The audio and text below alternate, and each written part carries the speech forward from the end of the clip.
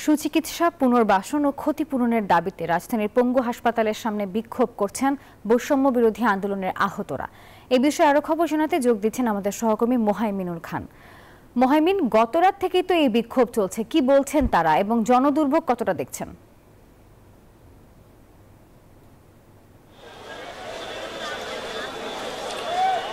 জি নাফিসা, দেখতে পাচ্ছেন আমি কিন্তু এখন অবস্থান করছি শ্যামলীতে এবং এখানে কিন্তু আমার দুপাশেই রাস্তা পুরোপুরি বন্ধ।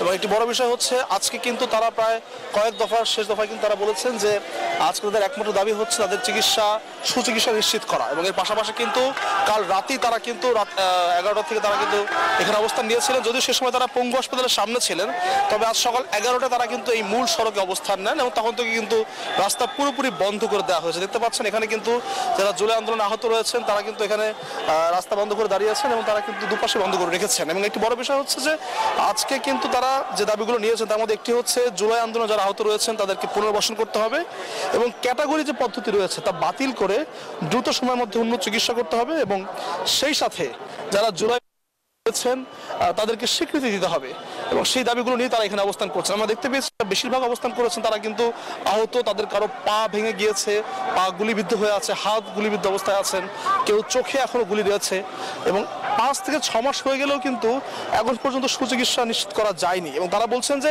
হাসপাতালে বেশ দুর্ব্যবহার করে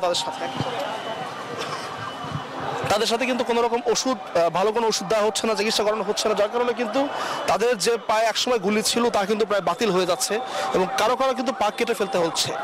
যাদের চোখে এখনো গুলি রয়েছে সেই চোখগুলো কিন্তু নষ্ট হয়ে গেছে। তারা বলছেন যে আসলে দফায় দফায় এসে টাকার যে অনুদান তাদেরকে দেওয়া হচ্ছে তা যথেষ্ট নয়। আর যেহেতু দীর্ঘ সময় চিকিৎসাগুলো চালাতে হবে তাদেরকে, তাই এমন কোনো ব্যবস্থা করা যে ব্যবস্থা একটা কার্ডের মাধ্যমে তারা যেন সারা বছর চিকিৎসা পায়। দেখতে পাচ্ছেন তারা কিন্তু আজকে এখনো অবস্থান করছেন শ্যামলীতে, কেবল অ্যাম্বুলেন্স ছাড়া বাকি সব যানবাহন কিন্তু আটকে রাখা হয়েছে, কোনো কিছুই পার হতে পারছে না। তারা বলছেন যে এখন পর্যন্ত সরকারের উচ্চ পর্যায়ের কেউ কিন্তু এসে তাদেরকে কোনো রকম আস্থা দেয়নি যে আসলে কি হবে তাদের, এবং 6 মাস পরে আসলে আস্থার যৌক্তিকতা রয়েছে কিনা তারা সেটি নিয়ে প্রশ্ন তুলেছেন। তারা বলছেন যে জুলাই আন্দোলনে যারা আহত হয়েছেন তাদের সুচিকিৎসা নিশ্চিত না করে সরকার কেন অন্য বিষয়গুলো নিয়ে বেশি আগ্রহ দেখাচ্ছে।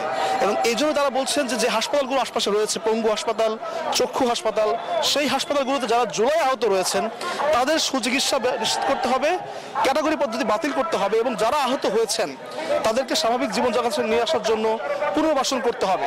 এবং এই যে দেখতে পাচ্ছেন এখন কিন্তু একজন প্রতিজ্ঞা অর্থে গলায় ফাঁসি দিয়ে দাঁড়িয়েছেন এবং তার স্যালাইনের বোতলটা নিয়ে কিন্তু সামনের নিচে এসে দাঁড়িয়েছেন। দেখতে পাচ্ছেন তারা কিন্তু বেশ ক্ষোভ প্রকাশ করেছেন অন্তর্বর্তী সরকারের উপরে যে প্রায় 6 মাস হয়ে গেলেও এখনো কেন জুলাই আহতদেরকে এই আহত অবস্থায় রাস্তায় এসে দাঁড়াতে হচ্ছে, রাস্তায় দাবি জানাতে হচ্ছে। এবং দাবি জানানোর পরে প্রায় 16 ঘন্টা পার হয়ে গেলেও সরকারের উচ্চ পর্যায়ে থেকে কেউ কিন্তু এখন পর্যন্ত এখানে আসেননি।